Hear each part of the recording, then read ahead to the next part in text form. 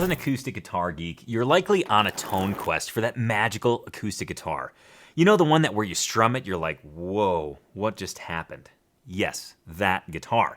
And I feel like when it comes to tone, most often tone woods get talked about. And seldom does bracing get talked about. So today, I'm going to give bracing the due spotlight that it deserves. I'm going to share with you bracing's purpose, different types of bracing, different treatments of bracing, and bracing orientation so that next time you read specs or next time you check out a guitar, you can understand why it sounds the way that it does. And even more so, and probably the most important, is when maybe you're designing a custom guitar, you can take this into consideration and start to hopefully mold the sound that you want. So first things first, let's talk about bracing.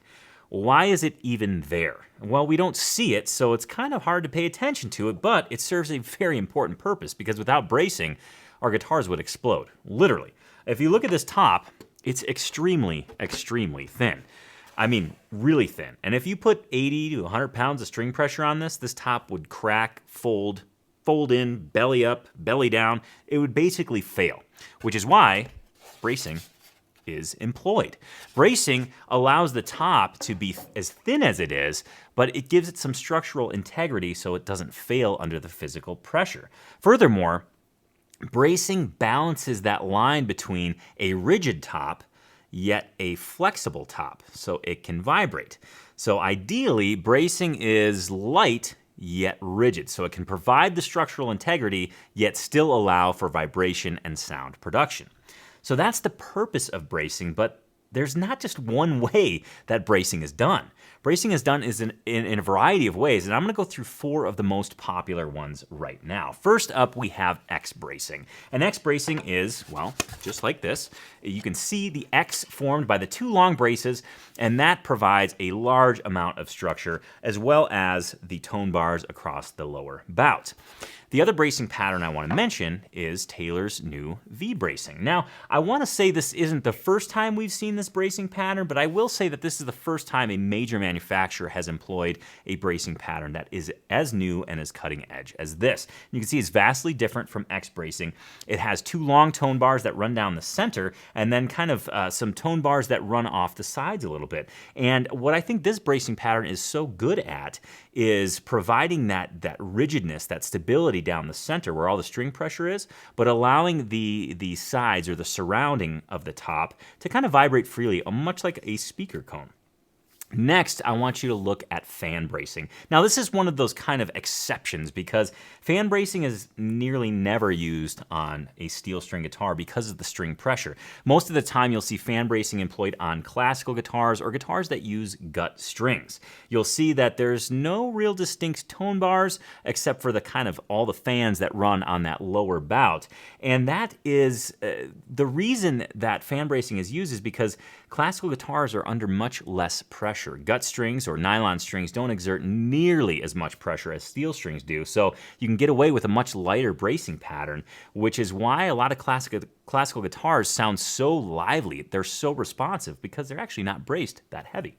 And the last bracing pattern that I want to look at is another kind of, I'll call it a mild anomaly. It feels like a medical term, but ladder bracing. I feel like ladder bracing has gotten a lot of attention recently because of the Waterloo series of guitars by Collings, as well as the interest in the old Gibson models, LOO and things like that, where in some cases ladder bracing was used. And ladder bracing, all that is literally straight tone bars across the top. It doesn't look very fancy, and it's not, but it provides a very distinct tone. In fact, I think you'll see ladder bracing favored by finger-picking blues artists, artists that use finger picks, artists that want a little bit of bark out of their guitar, a little bit of thumpiness, and they want to play hard. Ladder bracing reacts really well to that. So those are your 4 basic types of bracing. You've got X bracing, V bracing, fan bracing, and ladder bracing. Now let's move to the treatment of the bracing. So once the actual bracing, once the tone bars are in place, what can be done to further modify the sound? Well, there's really 2 most popular treatments, and one's really not a treatment at all, and that is just leaving the braces as is, or a straight braced acoustic guitar, versus scalloped bracing, which we'll get to in a second. But straight bracing is essentially having the braces the way they are with no material removed. Now, you might be thinking, okay, that's cool, that doesn't sound very interesting. What tonal benefits does that have? Well, straight bracing allows the bracing to be really rigid, and it allows the player with a heavier hand to get a better result out of the guitar. A lot of times when you compare scalloped bracing to non-scalloped or straight bracing, people will say, well, why would you ever even want non-scalloped bracing? Well, if you're a heavier-handed player, you find yourself playing hard, or you want some really distinct volume out of your guitar, straight bracing is actually a huge asset because you can drive it really hard and it'll continue to produce sound. However, if you have a light touch, straight bracing or unscalloped bracing won't react as positively. Conversely, if you look at scalloped bracing, if you've never seen it, kind of looks like, well, the Golden Gate Bridge. Essentially, that straight brace that's in place on the acoustic guitar gets some material removed so that it can retain its structural integrity but be lighter, therefore making the top lighter, therefore making the top more responsive. Why would you want this? Well, if you have a lighter touch, if you want your guitar to kind of exude volume and overtones, scalloped bracing is a huge asset because you don't have to play the guitar that hard. The top is already light because of the scalloping of the bracing, so it's freely producing sound with a much more lighter touch.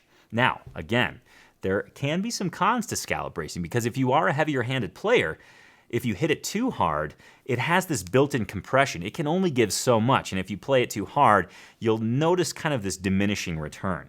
So that's definitely a question to consider when you're shopping for a guitar or trying to design an acoustic guitar and figuring, gosh, should I just go with the standard bracing or scalloped? Kind of start to dig in and see what kind of player you are, and that might steer you in one direction or the other. Now, the last aspect of bracing that I want to discuss with you today is bracing orientation. Now, you'll hear lots of different buzzwords like forward shifted, rear shifted, standard place bracing, and I want to compare everything to standard placement right now. Now, I'm not going to shout out numbers because each manufacturer, each builder may have a subtly different location for standard. But for the sake of comparison and some of the pictures that I'll show you here, I'm going to use standard bracing as our point of comparison. So from standard bracing, we go to forward shifted bracing. Forward shifted bracing means that the cross of the X is actually moved towards the sound hole. What this effectively does is it opens up the lower bout of the guitar. Since that bracing is moved up, the lower bout of the guitar is more free to move. And what I've noticed in my playing, any forward shifted guitar, or any forward shifted bracing guitar that I've ever played freely offers bass. It's much more boomy and it's a little bit more responsive. So there's kind of a fine line. If you do a forward shifted brace guitar, it can be overly boomy, so be careful with that, but it also might suit your style, so the best thing to do is to try it out. Conversely, we have rear shifted bracing where that X is brought from the sound hole down towards the tail block of the guitar. What this effectively does is it tightens up the lower bout of the guitar. Why would you want a guitar with a tighter top? Well, again, if you're a player that really likes to dig in, like let's say you're a flat picker and you want really laser focused projection, a little bit more mid treble heavy, if you want a guitar that you can really wail on and it still produces sound and it still projects, rear shifted bracing is actually quite an asset. Even though a tighter guitar seems like, I don't know if I want a guitar that's considered tight, if it actually gets matched with the right player, it can be a great sounding guitar. So bottom line, the reason I wanted to do this bracing talk is because when you go into a guitar store, there's a lot of buzzwords, there's a lot of things that get shouted around, and you might not fully know the impact that they have on tone. Now you at least know the purpose of bracing, you know some different kinds of bracing, you know the treatments of bracing, scalloped or unscalloped, and then the orientation. So you can generally carve out kind of the sense of what you're going to get out of a guitar just by reading a spec sheet. Now that being said, every guitar is different, so I would encourage you to try all of these different bracing patterns, all of these different bracing orientations, and things like that, because this way you can find something that works for you. Okay, last week on Acoustic Tuesday, I taught you how to hybrid pick. We looked at the Fishman Loudbox Mini, and we had a chance to listen to Frank Sullivan and Dirty Kitchen. This week on Acoustic Tuesday, we're going to listen to Joy Williams' new album. Will McNichol's going to make a third visit, and there's a first coming up for Acoustic Tuesday. We have our first news segment from the front lines. You're not going to want to miss it. All that and more is going to happen right after this. I'm Tony Polecastro, and this is the Acoustic Tuesday Show. Guitar geeks, unite. Welcome to Acoustic Tuesday, episode number 96. This is the show where you're going to learn about acoustic guitar gear, discover acoustic artists, and get inspired to live your very best acoustic life. As with all episodes of Acoustic Tuesday, I'm going to share with you my Guitar Geek list for the week. And this week, I'm excited to dig right in. But first, some very important business. Of course, your Guitar Geek trivia. Here is your question. Where did the UK band UB40 get their band name? Was it A, an offshoot of WD-40? B, the lead singer's father's initials and birth year? C, a government unemployment form? Or D, the underbridge speed limit in the UK? Go ahead and ponder that, and I'll be sure to give you the answer at the end of the show. Now, before we dive into the rest of the Acoustic Tuesday show, I do want you to know that Acoustic Tuesday is brought to you by Tony's Acoustic Challenge. Are you tired of playing the same handful of things over and over? With Tony's Acoustic Challenge, you'll have more fun with your guitar while getting better in the process. This is done with an innovative method I call dynamic guitar learning. Log in every day to find a super fun 10-minute guitar challenge that rotates between the 5 essential categories of guitar improvement. Here's a recent 5-star review from Bob W. He says, TAC has made all the difference in my playing, in 2 ways. First, by getting me to play every day, and second, to show me the path to playing what I've always wanted, lead guitar. To see why Tony's Acoustic Challenge has a 4.9-star rating from 574 reviews, visit guitarchallenge.com or go ahead and click the link down in the description below. Now, I've got a Guitar Geek list that you are going to absolutely drool over today, but before I go any further, there is somebody very important that is making the Acoustic Tuesday show flow. It's making the Acoustic Tuesday show interesting. He's none other than Sir Noah Jacob Heckman Jr. the first. Noah, good morning to you. Tony, and good morning to you and Acoustic Tuesday viewers around the world. Cheers to you. Now, one of the things we were talking when we were rehearsing the show today, I was like, Noah, when you first purchased a guitar, or even started playing guitar for that matter, did you even consider bracing, or did you even know that it was there? Right, we were talking about this morning. You said that like you were going to ask me the question and then answer what I answered you. Oh, yeah. Right, because the answer to that is bracing. What's bracing? I had no clue what bracing was or that it was even a thing with guitar. Admittedly, I was more of a drummer and bass player, and so when I got into guitar, I was just solely focused on the playing and singing and not really so much about the guitar itself. So when I actually learned something from your bracing class today. My bracing, I like that, my bracing class. That makes me feel mildly professorial. Well, it's funny that we talked about this today because just a couple weekends ago, Whitney's dad, he started talking about guitars and he's like, gosh, they all sound so different. And I got to thinking, because we initially started talking about tone woods. And it's funny because when we talked about tone woods, I said, well, you have to consider bracing too. And then the light bulb went off in my head. I'm like, well, I don't know if many people talk about this as much as they should be. Because I think bracing impacts the tone of a guitar nearly as much as the tone woods used. And that's something, when I first started playing guitar, I had no clue. I was just like, yeah, that's a cool looking guitar. That's the one I want to play. But the more and more you play, you realize how different they really are. Now, Noah, with your permission, I'd like to get your mouse finger warmed up and start looking at some videos. Okay. If you're okay with that. I'm ready. Okay, the first thing on my Guitar Geek list today is a new guitar manufacturer that I just discovered through Will McNichol. And they are Tom Sands guitars. Now, Tom Sands, it's not singular. Tom Sands guitars are based in North Yorkshire, England. Small bench builder, currently taking orders for 2021. So a considerably long wait list, but I think the wait is well worth it, and I think you'll agree after hearing them. So without further ado, let me introduce to you for a third time Will McNichol playing a Tom Sands guitar.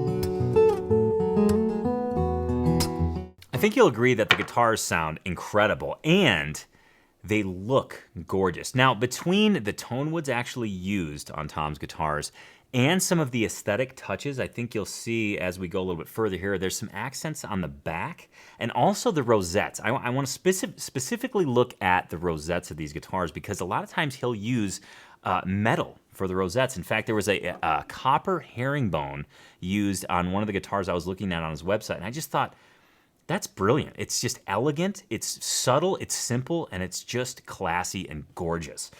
So I'm thoroughly impressed with these guitars, both in sound and in looks. And of course, in my head, I'm like, well, if they're good enough for Will McNichol, I mean, that says a lot. So I think the guitars are awesome, and every demo I've heard has been stunning. Now, just a little background on Tom. He got his building background in industrial design and award-winning luxury furniture. And again, I think that shows when you look at the sheer aesthetic of these guitars. And also a major note here, he apprenticed under Irvin Samoji, who is a luthier who has kind of been really the launching pad for a lot of young hotshot luthiers' careers, and to have some time with such a master like that, I think is invaluable, and I think Tom puts his knowledge to very, very good work. Now, just so you get another sense of what these guitars sound like, I found another video actually done by the Tom Sands Guitars YouTube page, and it's Daisy Tempest singing a song called Eve, and more on Daisy here in a second, but let's have a listen to the song.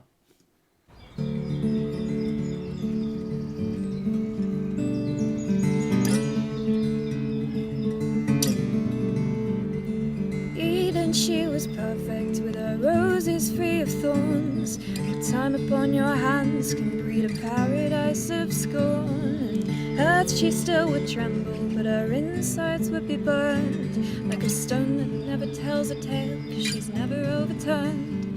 And you're oh so pretty, but I haven't seen you happy much today. And you're oh so lovely, I haven't seen you going your own way. Everything needs fractures just to let in missing lights. The mind that's missing deep. As a guitar geek, I was infatuated with the sound of the guitar. As a music geek, I found myself being like, why haven't I heard of Daisy Tempest? I really like her voice, I like her songwriting. I want to dig in a little bit more. I couldn't find anything. And then I was surfing on the Tom Sands website, and I saw her actually working on a guitar, and I got to thinking, I'm like, gosh, does she work there? Does she do something there? I don't know. The answer is I don't know. But I did find out this. She seems to be a cartoonist of sorts and has some pretty funny guitar/luthier-influenced cartoons. So my search turned up empty-handed, kind of, but I really thought that was a treat, kind of a new artist and a new guitar all wrapped into one. Now, last but certainly not least, before we leave Tom Sands Guitars for the day, I do want to encourage you to check out his YouTube channel. There are so many videos on his YouTube channel that show kind of a behind-the-scenes building process. He might be trying out, a new router. He might be showing how to build something. He might be showing a cool piece of tone wood.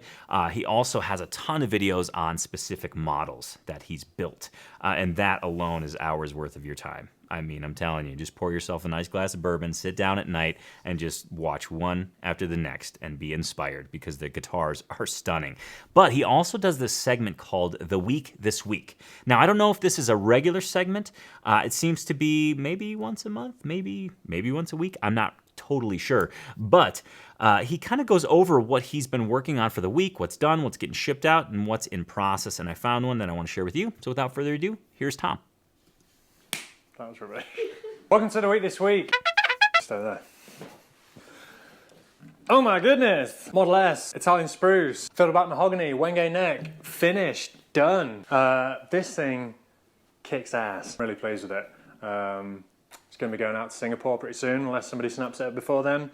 If you want it, call Tommy. You can also call Marcus at the Golden Era Guitar as well. Just FYI. Finishing up the binding work on the what's this? Koa Model L, 12 fret, fan fret. Just wait till you see this. Oh yeah. Making up a bunch of necks. We've got some black walnut. It's gonna be cool. Also got some Honduran mahogany, one-piece neck blanks. Pretty sure that's a bullet hole. Yeah. That's it for now.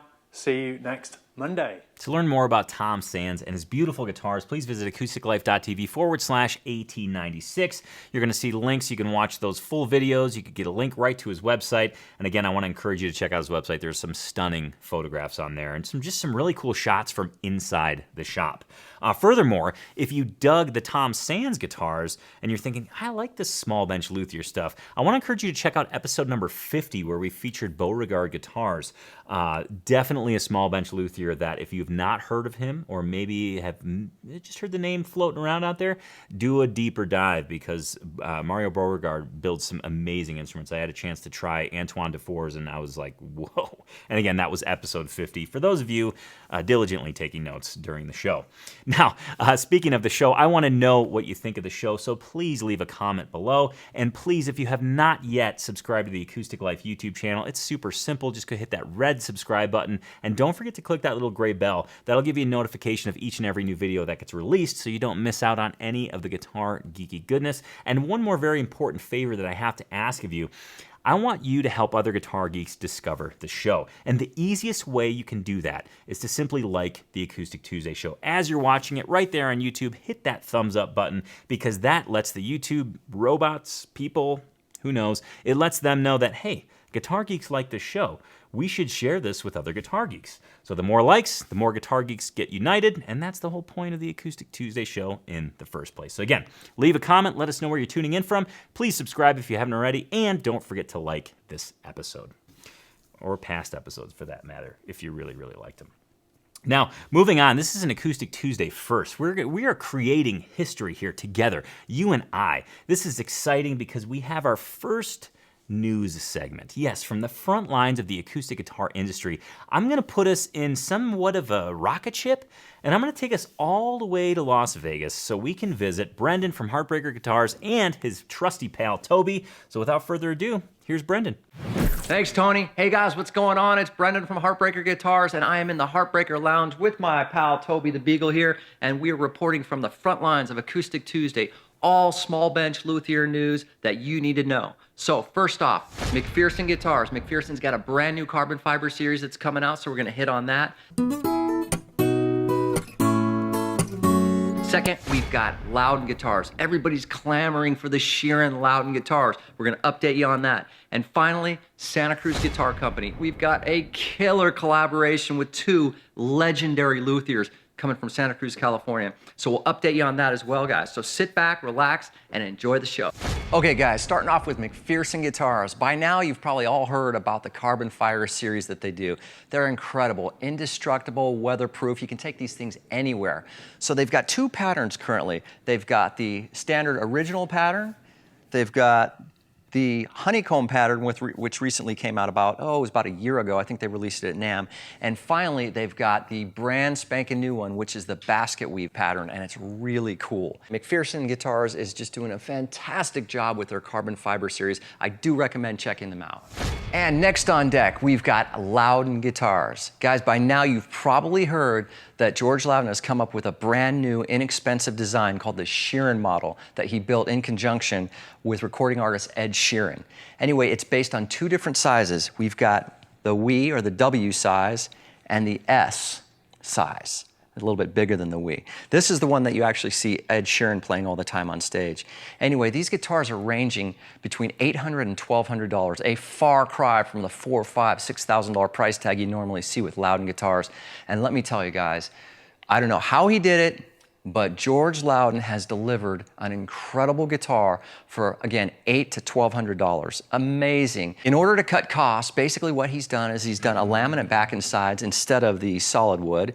He's done a single piece neck instead of 5-layer. The tuners are a little bit less expensive, and basically other than that, he's just very much streamlined the design.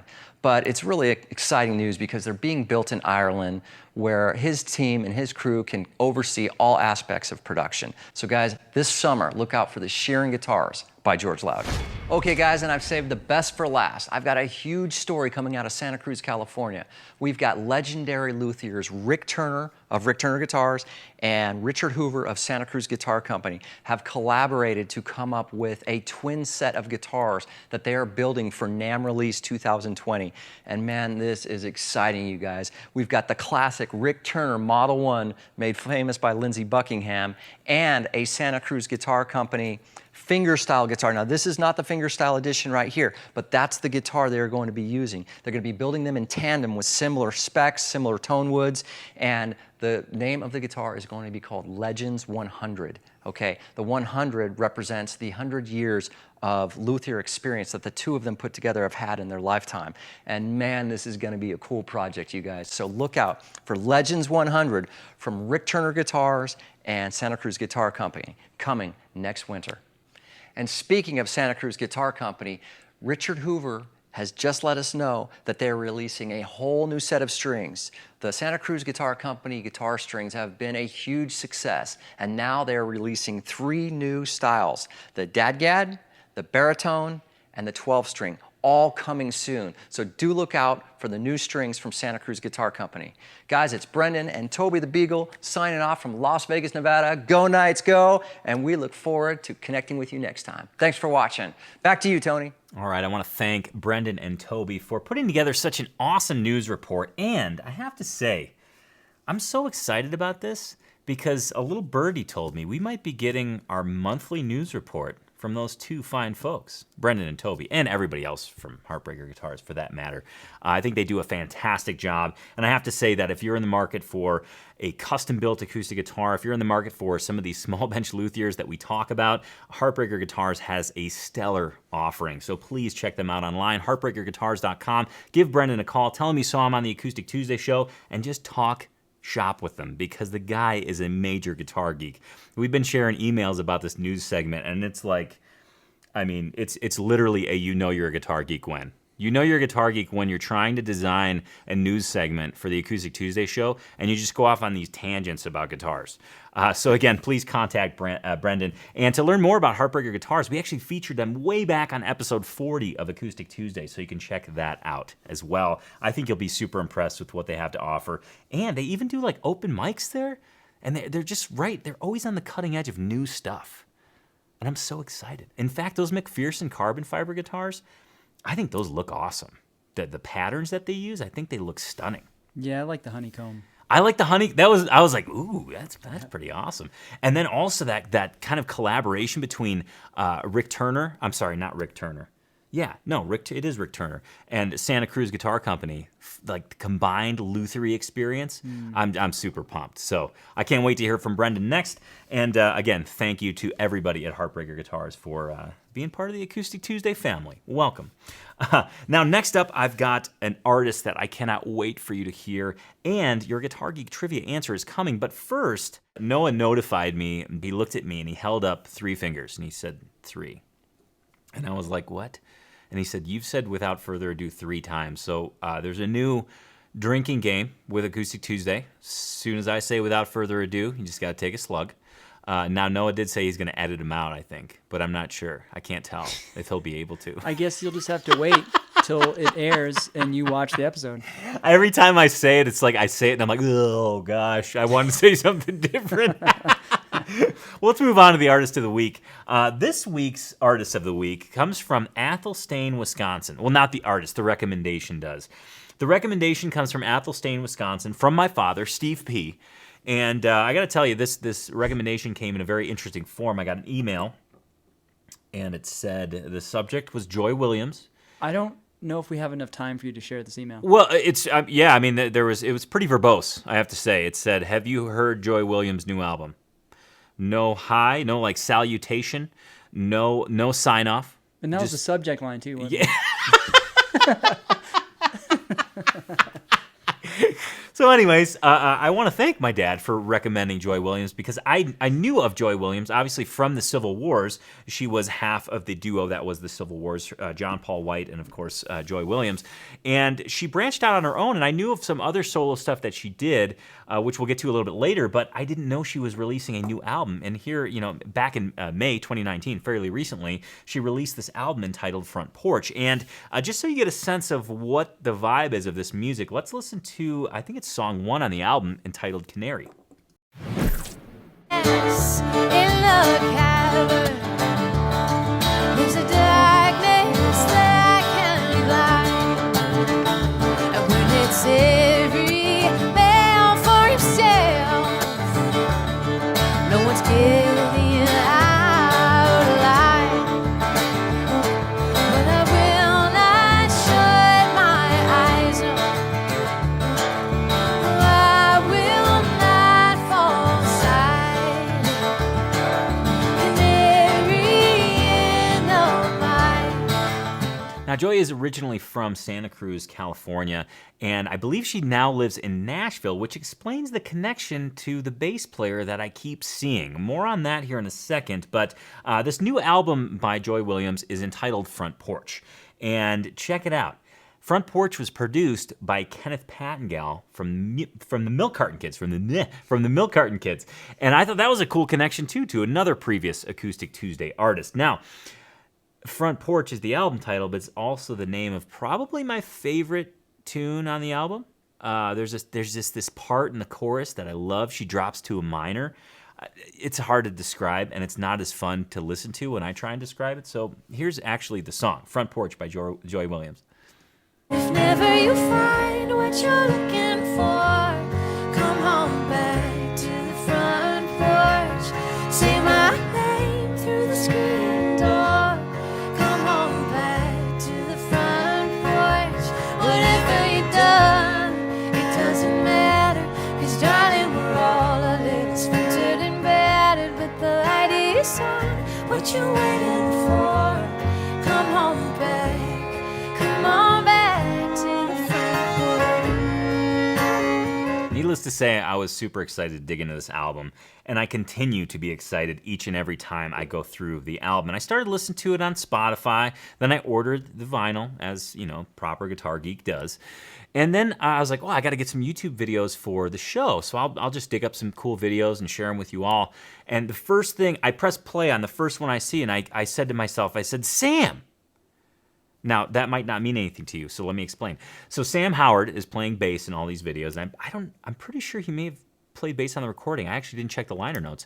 But Sam Howard, I first met Sam, this was maybe 5 or 6 years ago when I played with Tony Furtado here in town. Sam was playing bass with Tony, and then later on, fast forward just to last year, Noah and I and the Acoustic Life crew were at the Molly Tuttle show here in Bozeman.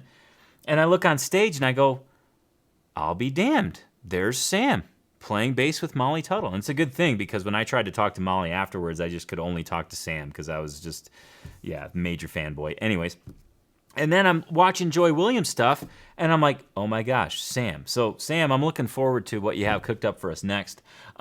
Sam's an awesome bass player, a hell of a nice guy, and he rocks just a hell of a mustache as well. The guy's he's all over the place and super talented. So special hello from Acoustic Tuesday to you, Sam.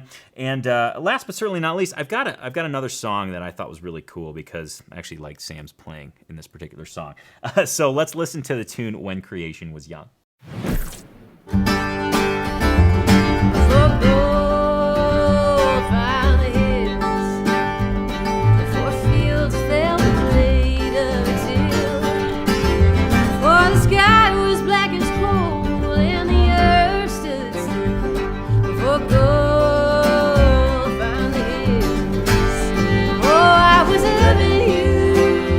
Now let's get into the nitty-gritty of the albums. So Joy has a couple solo albums out. The first one was released back in 2015. It's entitled Venus. And this one is, I would say, more on the electronic it's more in the electronic realm. It's not one that is like my first listen to from her, but I think it's really cool because it shows how diverse she can be as an artist and a songwriter. And check this out, in 2016, she followed that up with an acoustic version of that album with all the same songs done acoustically, which is outstanding. And then, of course, the album I've been just loving on so much, and that is Front Porch, released in May of 2019, again, produced with Kenneth Pattingale from the Milk Carton Kids. And just, start to finish, this album is incredible. I've listened to it probably 30 times, one after another. And Noah and I even had an argument earlier today about my favorite part of one of the songs. Well, we didn't have an argument about your favorite part. It was I just had a difference of opinion on what maybe the best part of the song was. Which I think you're wrong. I think the part that I like is the best part. I know you do. It's the part in Front Porch where she's like, whenever you find. I know. Da, da, da, da, when it switches to the minor, right? Yeah. Yeah. And I prefer like the vocal trills. Yeah. You know, where right before that she does like a little drop down of like a and, that is not meant at all to sound anything like Joy. She's far beyond anything I could ever. Well, I was just gonna say, Joy better be getting concerned because between Noah and I, we clearly have the vocals nailed. Yeah, thanks Joy for making amazing music, and if you want to learn more if you want to learn more about Joy Williams and her music, please visit acousticlife.tv/1896. And I wanted to mention, if you like Joy's music, I've got a couple other artists that I just wanted to share with you. And that is, back on episode 3, we featured Caitlin Canty. If you like the solo female singer-songwriter type, you would totally love Caitlin's stuff. Again, episode 3. And then on episode 60, we featured Sierra Farrell. Now, I'm not saying these are all identical in terms of these 3 artists, but I think if you're on that kind of strong woman front person, kind of acoustic-driven music, Sierra and Caitlin would be great follow-ups to Joy Williams stuff. So make sure to check them out as well. We're nearly done here, but we do have one single important item of business to discuss, and that is your Guitar Geek trivia answer. Just as a reminder, here was the question. Where did the UK band UB40 get their band name? Was it A, an offshoot of WD-40, B, the lead singer's father's initials and birth year, C, a government unemployment form, or D, the underbridge speed limit in the UK? Well, contrary to some of my amazing answers that I came up with, if you answered C, a government unemployment form, you are correct. The band members began as friends who knew each other from various schools across Birmingham, England. The name UB40 was selected in reference to a form issued to people claiming unemployment benefits from the UK government's Department of Employment. The designation UB40 stood for Unemployment Benefit Form 40. UB40 began in mid-1978. 8 musicians formed a band and decided on the name UB40 after a friend suggested it was an appropriate name given the unemployment status of all the band members. I thought that was kind of a funny answer. And Noah, actually, I got to give you kudos for that question. Oh, yeah? Noah's like, what about a question on UB40 and their band name and some government form? And I was like, what are you talking about? I just know them from Red Red Wine. Right. And I'm like, they're not really acoustic, but it's still music geeky, and I think it's a fantastic trivia question. Well, thank you, because I thought it was cool. Indeed, it is cool. Well, that nearly puts Acoustic Tuesday episode number 96 to bed. We've tucked it in. We've read it a story. We've made sure the fan's on so it has background noise and it can gently fall asleep and escape into dreamland. So let's take a quick sneak peek and see what's going to happen next week on Acoustic Tuesday. Next week, I'll play a bit of banjo for you. It's gonna be interesting, so you're not gonna want to miss it. And find out how to safely get your guitar through another summer season of campfires, camping, and festivals. You're not going to want to miss next week's episode of Acoustic Tuesday. We thank you for joining this week's episode of Acoustic Tuesday. Remember, you can catch Acoustic Tuesday every Tuesday at 10 a.m. Mountain Time here on YouTube. And for your Acoustic Tuesday fix in between Tuesdays, please visit acousticlife.tv and check out all the guitar geek goodness that awaits you there. Thank you for sharing your time with us today. Thank you for being a guitar geek, and thank you for just being an acoustic music lover. We appreciate you watching. We appreciate you commenting. And again, we appreciate you subscribing and liking the Acoustic Tuesday show. Thank you so much, and don't forget, Guitar Geeks Unite. Cheers.